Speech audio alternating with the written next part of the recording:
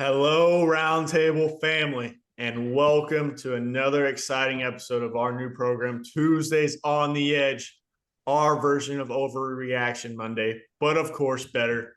I'm your host, Rowdy, as always, joined by my co host, Little Bro Coop and Big Boy. And what a weekend it was, boys. Championship weekend is over. We are going to recap that for you. It was an interesting one. Some little surprises. We got some conversations to be had, but we're gonna also break down that. We're gonna talk about, is the Chiefs the best dynasty ever in the NFL history? We're gonna talk about that, compare it to the Patriots dynasty. Thoughts on why? That's not even close. I'm sorry. I'm interrupting your intro. It's not even close.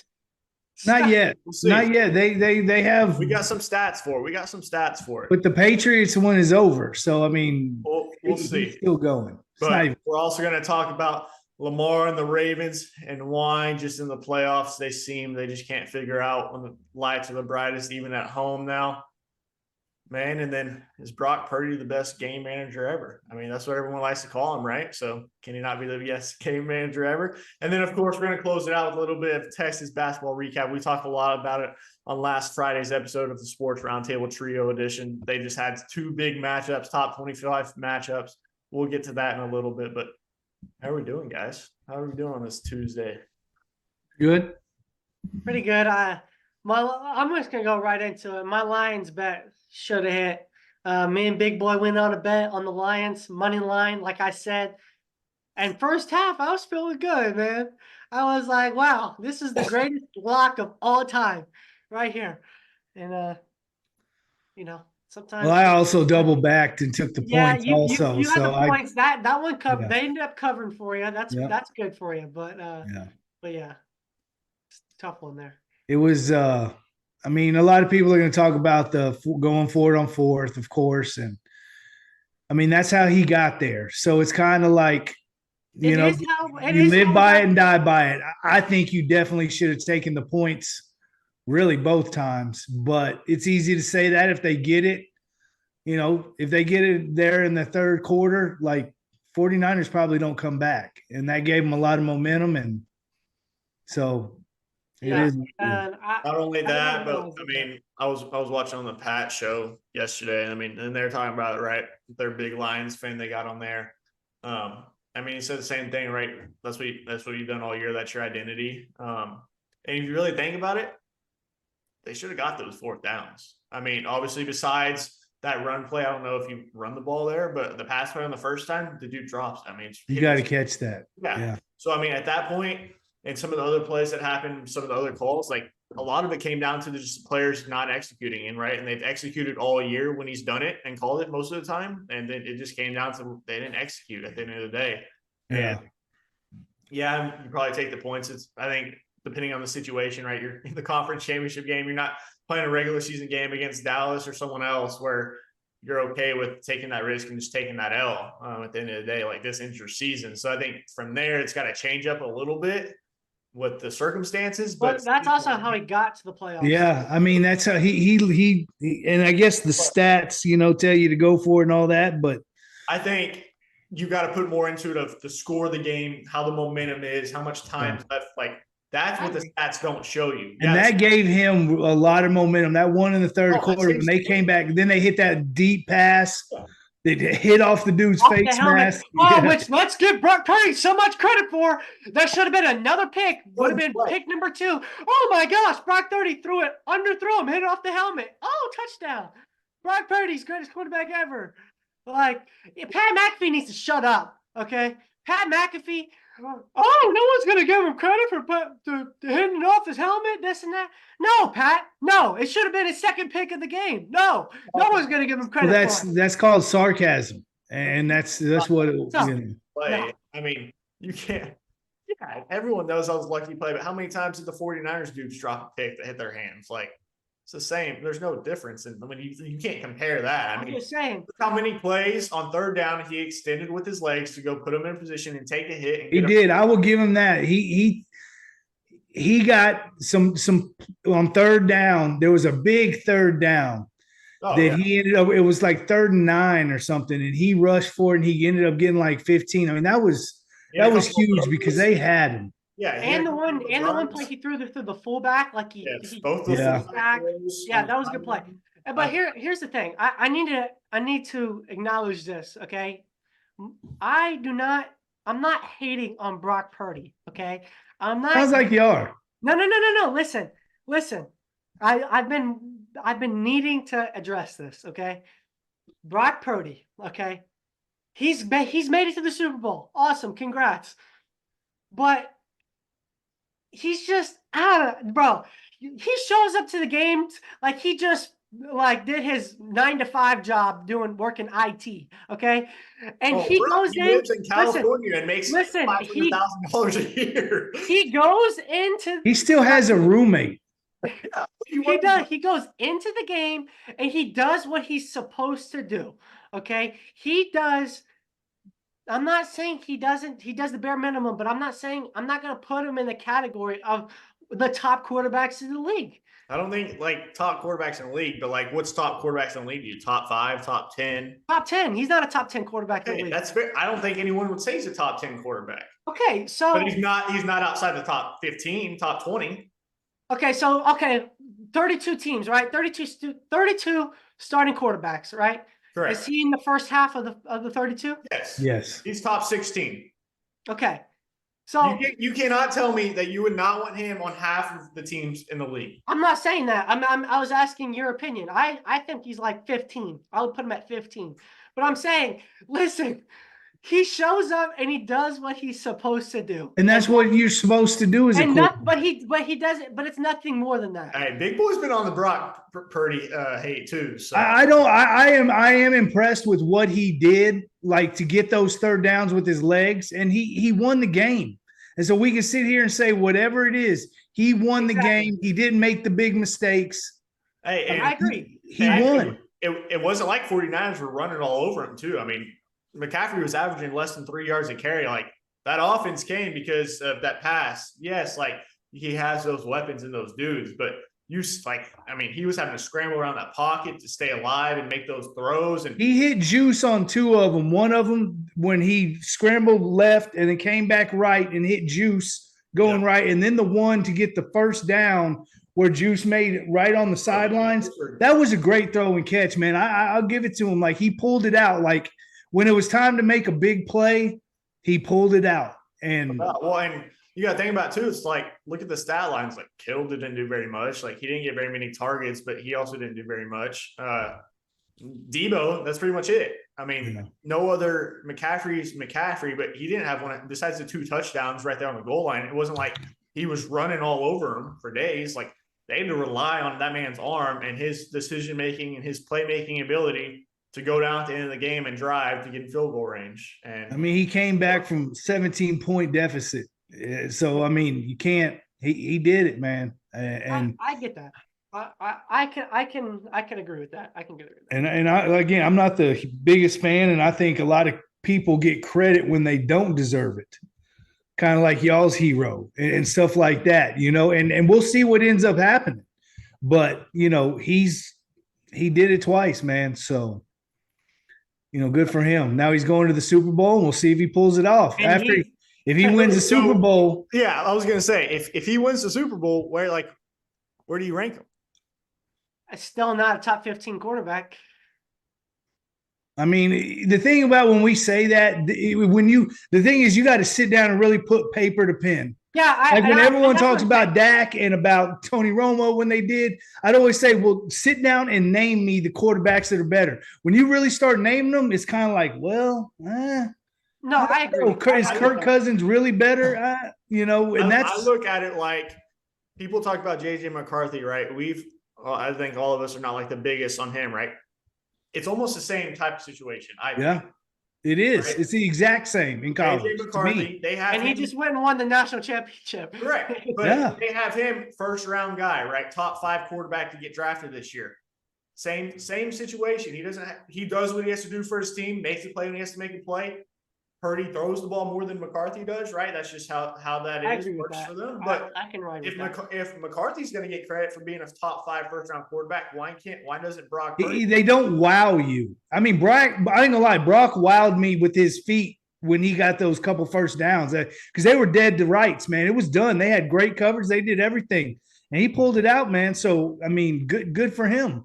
And that's the thing. It's not like, going out there and like Lamar does and runs for 100 yards and stuff like that. It's just that little stuff where like we have everything right, and they end up still making that play to extend the drive, and that's what he does. So he does enough.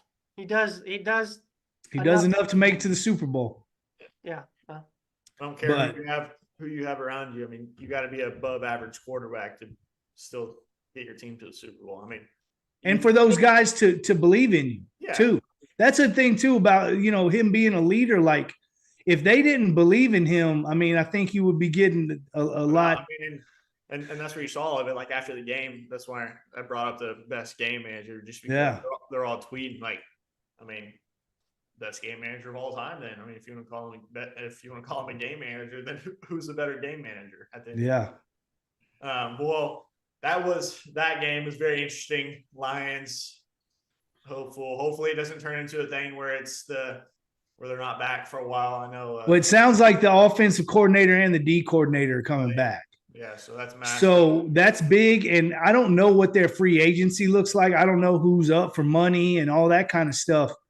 I mean, there's no reason they can't make another run because Goff is going to be there. The Gibbs will be there. Montgomery, I think, will be there. I kind of have a feeling that they're going to struggle a little bit more next year than they're not going to surprise anybody. It's not like, oh, we got the fucking Lions. Yeah, they're going to be on everyone's card. It's not like you're a first year. I mean, and their schedule will get a little hard, because it's like how the Falcons were the other year, right? Whenever the Falcons made it all the way to Super Bowl, nobody was expecting that. Nobody was expecting them to make that run. But then next year, they're on everyone's bingo card. Like, damn, this is like a team that we need to watch out for. And obviously, we saw how that went for them. But I don't think it's going to be the same way for the Lions at the end of the day. But, that brings up a good thing. I think after post-Super Bowl on our Friday show, we're going to look at these final 4 to 6 teams. We can decide kind of like what they're bringing back, what they're losing, kind of what their potential free agency looks like, and go from there. I think that would be an interesting thing to see how many from these teams really have dudes that are returning or could potentially return or leave. So, by the way, I want to tell you, we were getting in that argument about Stafford through text. Yeah. And I went and dove into the stats and all that kind of stuff. You know who has even better stats than him? Because he's like number 11 all time in basically everything. Yeah. Right? Yeah. Matt Ryan is like number 6 on everything. And if you ask me right now, is Matt Ryan a Hall of Famer? I say no. And just like you say no to Stafford. And he doesn't have many Pro Bowls. He wasn't ever an All Pro. It was unfortunate they were just never on the most talented teams, right? I mean, well, Matt Stafford wasn't. Matt Stafford was on the Lions forever when they were. I mean, he had Calvin Johnson. Yeah. But I don't know. I was surprised to see that he'd only made 2 Pro Bowls with all his stats and everything he did. I mean, I guess A-Rod was always number 1, but I mean, it just shows how your team does. At the end of the day, it's pretty big. I mean, I saw they just gave C.J. Stroud the input for taking Mahomes' spot in the Pro Bowl. Oh, they didn't give him the Hall of Fame jacket yet? I thought that's what you were going to say. That comes next year after the Super Bowl.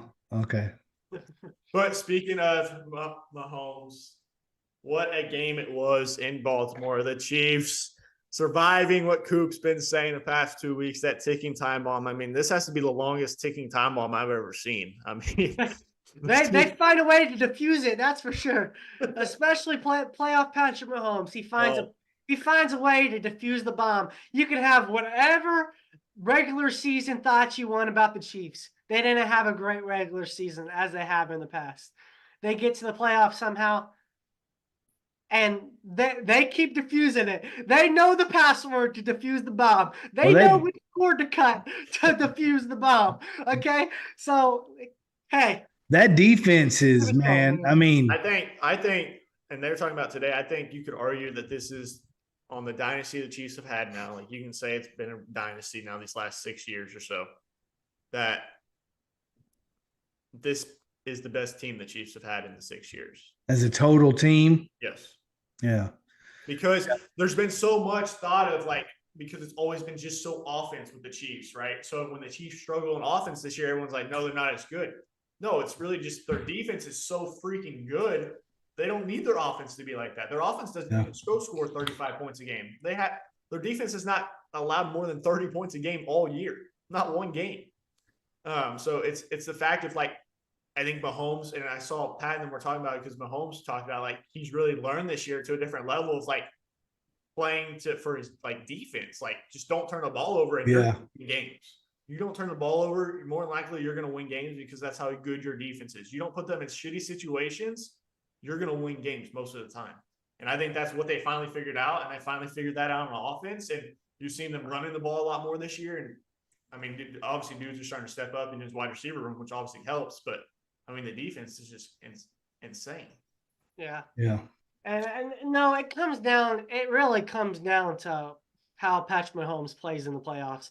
Like Big Boy said over text many of times, it's getting to the point where he's in that category where you can't bet against him. You know what I'm saying? Like you cannot bet against him no matter what's happening. Lamar shows up and he freaking poops down his legs once again. And this big moment, the biggest moment ever, he does it again. He can't win. What do y'all think about that? I mean, he still had numbers. I mean, you know, he had a lot of rushing yards. I think he had, what do you have? He had a total of 424 yards. He had almost 300 passing. Yeah. You got to think about like how many is that in the fourth quarter? Yeah. I mean, he didn't get it done, man. And that interception is what really killed. That interception was horrible throw. And oh yeah. You have to, I think you got to make it look like this too. I mean, you got to give credit to the Chiefs D. They made the Ravens throw the ball so much. Like Gus Edwards had 3 carries. Justice Hill had 3. To me, they got away from that because that was bad. Yeah. And they had the #1 ranked rushing offense in the league.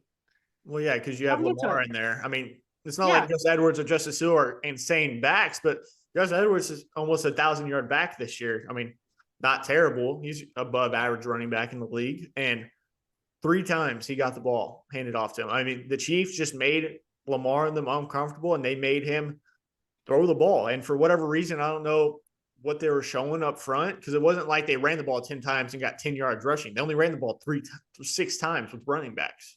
Yeah. So it wasn't like the Chiefs like stopped it by play, and maybe like by the scheme they were showing or what was just not pushing the Ravens to run. But I mean that, and then we talked about how the Chiefs defense has allowed the Chiefs offense to really take forward. I mean, the Ravens defense shot themselves in the foot so many times. Like, well, they held them to what, 3 points in the second half? Yeah, the second half was I mean, so they gave them the chance. I mean, they were stopping them over and over. So now the only thing in the second half was just some of those penalties that kind of flipped the field too much than what it should have been. I mean, there should have been plenty of times where the Ravens get the ball at the 50-yard line, but instead they're getting at 25 because of stupid penalties they had. Yeah. And then they had 2 roughing the passer calls, like just stuff that can't. Kyle Van Noy got one, I know, and then the one where he hit Pat and the clotheslined him. I mean, you got to call that. Like, it's just like you can't do that, And then Roquan got the one. I understand why he did that one. I don't know if he didn't have to do it as aggressively and get the 15 yards. You could have just tapped him. The offsides. The offsides. And that was smart because it reset the downs, and then they were able to, he just hit him a little too hard. But then playoff Pat came through and got that first down. Not only that, but how about that ballsy play call? That's what I mean. Bro. He said, I trust ball all year. That's the one. Wait, who did he drop that pass against? Was it the Eagles that he dropped? Oh, when he went deep? Yeah. That's the same guy, and they playoffs. We're gonna freaking end it. Ice it. He caught it. Yeah. And it was. I mean, if you watch the playback, Travis Kelce stays in blocking, and by the time he takes off, the ball is already out there. Like he stayed in as a blocker first on that play. Yeah, that was his only option. I saw the wide view. I mean, besides that, it was good defense, man. And Ballsy. Kyle Hamilton's a dog, by the way. I do want to say that. He's legit. Their whole defense really is a bunch of dogs. They're just a lot of. I mean, they're young, but it's just a lot of dudes who haven't been there, right? I mean, and they were too like overly aggressive. No doubt. There's that line where you got to be with the aggressiveness and just like Dan Campbell. Yeah, but I should have hold on. Going back to that, I should have never put my money with the A&M guy. Yeah. That was the dumbest thing I've ever done in my life. A&M head coach going against a Texas football player who's head coach of the 49ers, and y'all went with the A&M. Should have known that. Yeah, should have known that. Big Boy should have to wear an A&M hat the rest of the week. Oh, ooh, no, it was a good weekend, man. I enjoyed the games. I think they were both good games. We got what we wanted. All the games are fit. Kansas City, that's one thing. Kansas City too. They're physical as anybody, man. And they were hitting. Everybody was. That was a great game, man. It was. I think the Super Bowl is going to be awesome. I know who I'm going with though, because hey, man, I'm already locked. I'm already locked on 4-player props. I had some thoughts right then, and I'm locked on it. And I'll be betting that player prop for sure. To me, Pat has became like Tom Brady. Can't bet against him. Yeah, like Vince Young when he was in college, like Michael Jordan. Yeah, I mean, you don't bet against him. You either bet with him or you just watch. So yeah. That would be me. I will be watching. I will not put a dime on this. Come on. No, you got to get back on that horse. It's the last game, man. No, because listen, I'm gonna stick with my guns. I've been saying the Chiefs are not it. So this is it. This San Fran, your Texas guy. I'm sticking with my guns.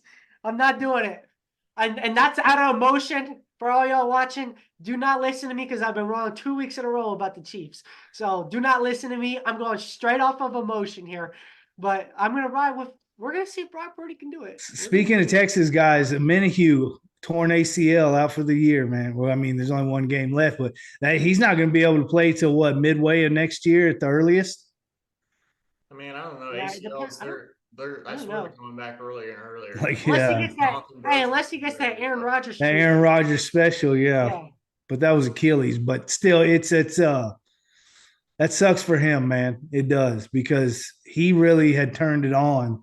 And I mean, he had a big strip sack. I mean, he's one of the reasons they got that. I mean, he got that strip of Lamar, and they got the fumble. So one of Lamar's turnovers. Yeah. It was an exciting weekend, a big weekend. Too bad we have to wait another full 2 weeks. We got the Pro Bowl. Are we talking about the flag football game or whatever on Thursday? Yeah. Well, I guess we'll just preview the flag football game. Do the roster. Whatever that bull crap is they do. See, y'all don't remember. There was this running back. I want to say he played for the Chargers. I might be wrong, though. He was a rookie, and they used to play a sand football game during he tore his knee and never came back. He made the like all rookie team, and he made the Pro Bowl as a rookie, and they were playing in that game. He tore his knee and never played again. It was wild. Yeah. That's crazy. I was gonna say they should make it more like mean more. Like the winner, like they each get something, I think they do. Or like that I get a little money. Maybe, I don't know. Yeah, I don't know. I feel like what's the point, Vacation. Yeah. See, it used to be in Hawaii every year, so everybody went. They were like, it's a free vacation. I get to take my family, get drunk on the rookie's hotel room, like, oh shit, I got a $20,000 bill. What's going on? No doubt. Well, we will talk about all that on Friday. It was, I mean, that's how they want to close it out. I think it was the most watched AFC championship all time, most watched NFC championship since I want to say like 2012 is what that said. I saw today. So, this Super Bowl will blow out the rest with the Taylor Swift shit. And Taylor Swift, by the way, is her last concert is It's like overseas somewhere, It's and in they're ahead. China or Japan or Yeah, something. and they're like 11 hours ahead of us, so she can come back into time, pretty much, She'll be there. and watch the. She'll be there. She'll rent that private jet. I y'all aren't going to care about this. I just find it very interesting that, so Taylor Swift's, and I only know this from obvious sources, her always been like her lucky known number is 13. Okay. This year she has attended 12 games. The 13th game is going to be the Super Bowl. There's like so many different things that like lines up to it. It's just good thing the best game manager in town's coming to town. Brock Purdy, baby. He's the savior. I'm joking. Yeah, I don't know, man. It seems like it's destiny. Then bam, they're gonna win the Super Bowl. They're gonna go elope in Vegas. Some Elvis is gonna marry him, and it's gonna be one of those things. I don't know. I wish the Chiefs didn't have such a good center on the team, so Jason could go to the Chiefs for 1 year. That'd be awesome. He's done. Yeah, I know. He's done. I guarantee. Do you think Kelly? All those Chief games though. Yeah. Do you think Travis retires? No, I don't either. I think he's got. And I'm going 2 years. 2, 3 years. I'm gonna say 2. It's just, man, when you're winning like that, it's like, why jump off that train? I mean, no matter what happens, they made it.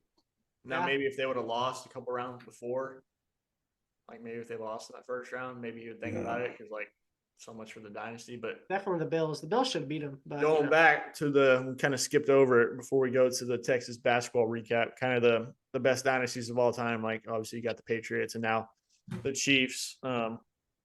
If the Chiefs win the Super Bowl, they'll have the same number of titles in the same year span, 6 year, 3 titles in 6 years as the Patriots did. Same exact thing. And going back and looking at it, all the Chiefs records would be better.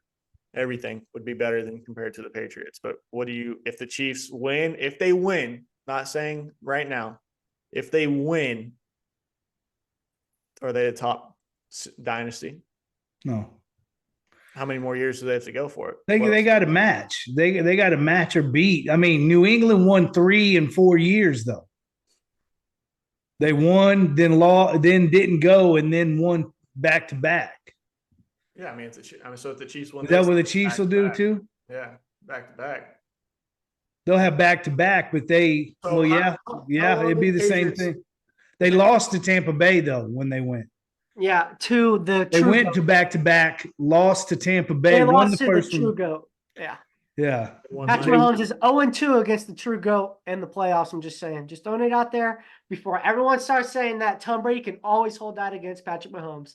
Yeah, but Patrick Mahomes is doing this at a younger age than Tom Brady did. Okay, and Tom was like a 50-year-old man and he beat him. So okay. Hey. Listen. And if Mahomes ends up with 8 of them, I mean, there's nothing you can really say. Then we'll talk about it. But until then, you're right, and that's what I said. We'll see what happens. Yeah, but it's the fact that Tom was a 50-year-old, but Mahomes doesn't need to be a 50-year-old to have that many.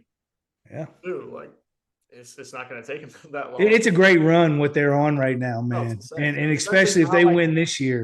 They're going to have their DC back next year. They're going to have their OC and Andy Reid back. I mean, they're not. And the defense, as far as I know, most of their secondary are all young. Yeah. So they're still on rookie contracts. I mean, they draft some wide receivers and some linemen. I mean, as long as you hit on them, right? You have a draft like the Lions just did or the Cowboys, right? Cowboys had a great draft too.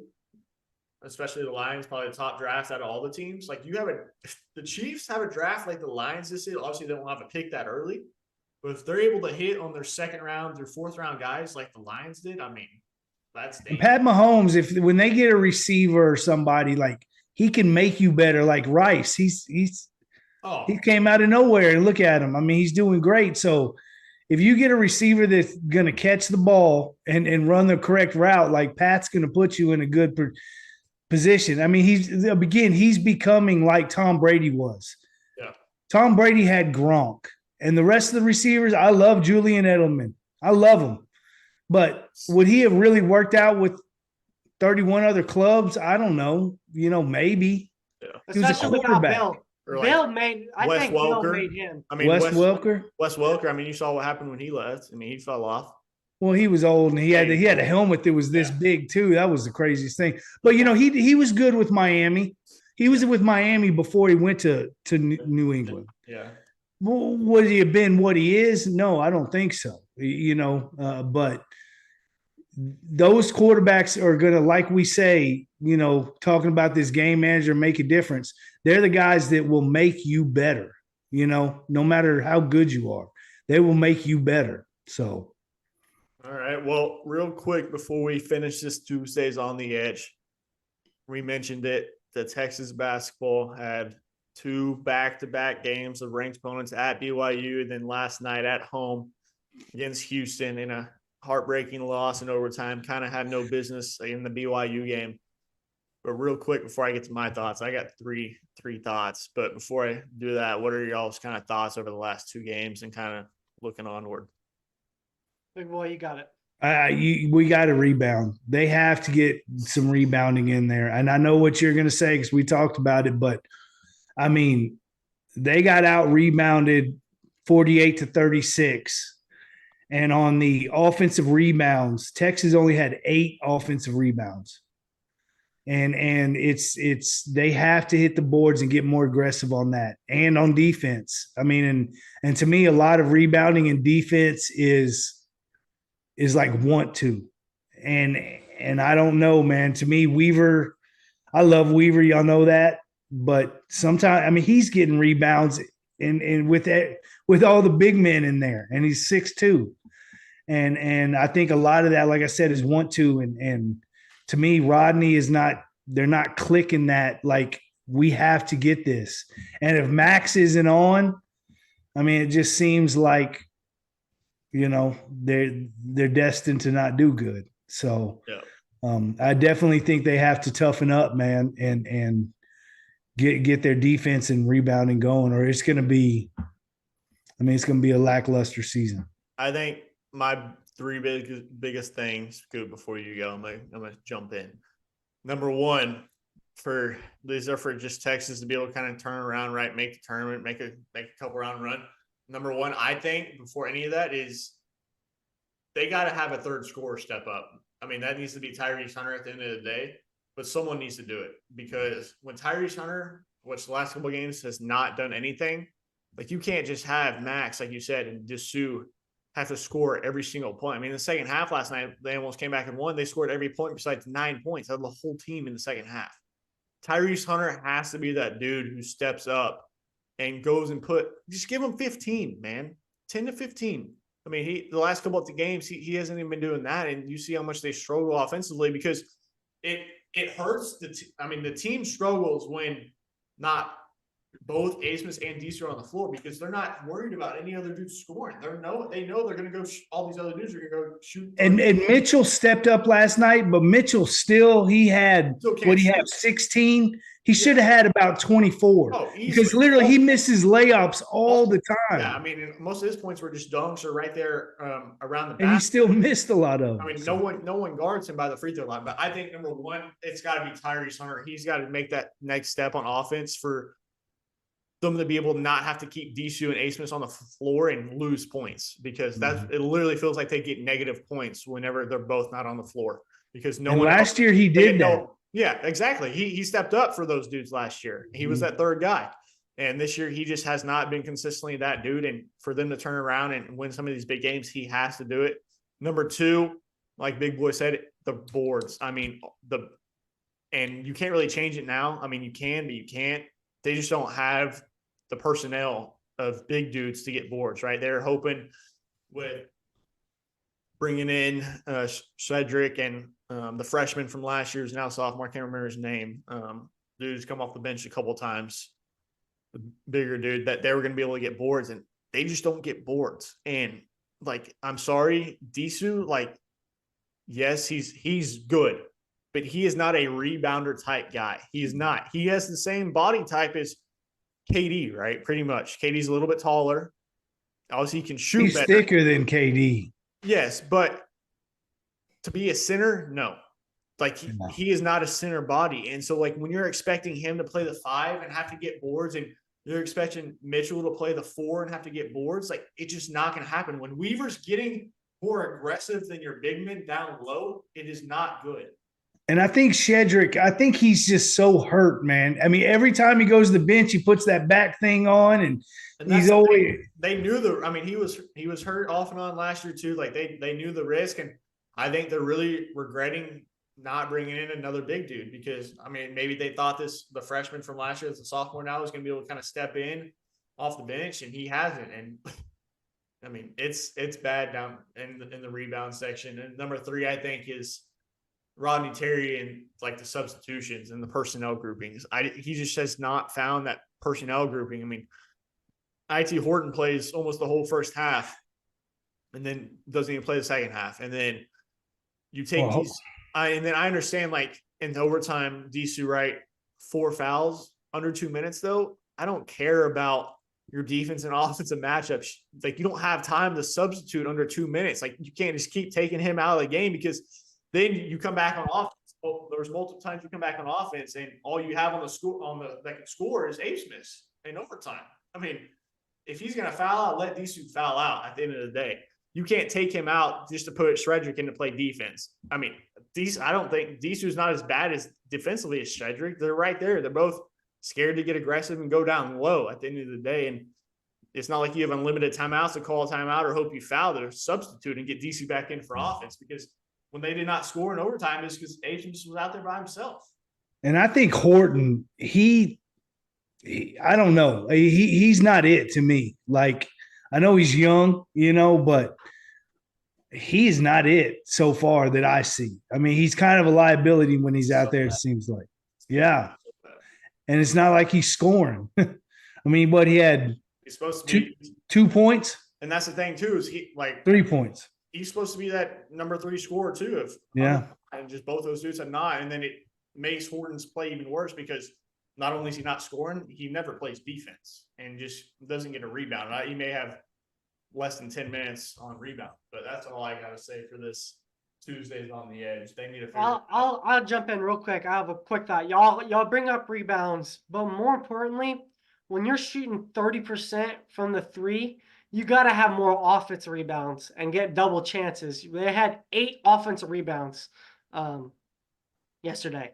So, and when it came to like real time, that's why Houston won. Because there was one time when I think UT was still up 2 points. Yeah. They got 2 rebounds. They missed the shot, got the rebound, missed shot, got the rebound, then scored. Now it's tied. Like, you have to get one of those rebounds, man. And it wasn't like a boom, boom. It was a shot, rebound, regroup, shot. You have to. And like you said, it comes down to grit, and it comes down to like, I want this. Like, you know what I'm saying? So I don't know. I don't see a lot of that. So wish Weaver was 6'10". We'd get every damn rebound. He'd be Dennis Rodman. Or if he could just make a 3-pointer like he did last year. He does need to learn how to shoot a little better, man. UCA, like he was lights out beyond the arc, and he can do the score now. It's just drive, which is fine. But when you don't have another shooter, I mean, someone's got to step up. So I love him being on the court, though. I think it brings the energy. I think I love the 5 of A. Smith, Hunter, Weaver, Disu, Mitchell. I love that, but who's your rebounder out of that? Exactly. Mitchell. Exactly. Mitchell. That's what I'm saying. They don't have a true big man, and they needed a different guy to step up, and they don't have the next score. Hopefully Shedrick gets right. I don't know if he can this year. I don't know what injuries he has, but literally he has a back of Popo. I mean, he can't. It's bad. Like we need him to be 100%, and he's not going to be, and probably won't be. So I don't know, man. I hope they can make the tournament, and then maybe they'll gel at the right time. I still believe that they're still learning, like you said. Terry's still learning them, but it's these last two losses, I mean, they played them tough, man. They had that game. BYU in the second half, it just wasn't close. They were running damn backdoor screens like at Princeton. It was it wasn't close. So No doubt. Well, stay tuned for Friday's episode. We may have a special guest to kind of come on and talk some different views of Texas basketball and what he's kind of to think of that. But that's going to bring us to an end on this Tuesday's On the Edge adventure. Remember, we appreciate you all tuning in. Tune in Friday for our full the Sports Roundtable Trio Edition episode. Special guest, roundtable chat featuring another baseball player. Still banging those out every week. We got a new one, not from the D1 level, so it'll be a nice, interesting look onto a different side of baseball, as you could say. But remember to like, subscribe, follow all the socials. Go like all the socials. Leave us your comments, questions, your thoughts too. I mean, our shorts we post on all the socials. We get some good comments on those, so those are always nice, whether they're hate comments or not. But yeah, there was a guy that had a big problem. I don't know. He was he wasn't a nice man. Let's just say that. No doubt. Well, remember to like, subscribe. We'll see you Friday. What else they got to do, big boy? Ring that bell. Ring that bell. Have a great rest of your week. We'll see you Friday to lead you into the Pro Bowl weekend. Peace.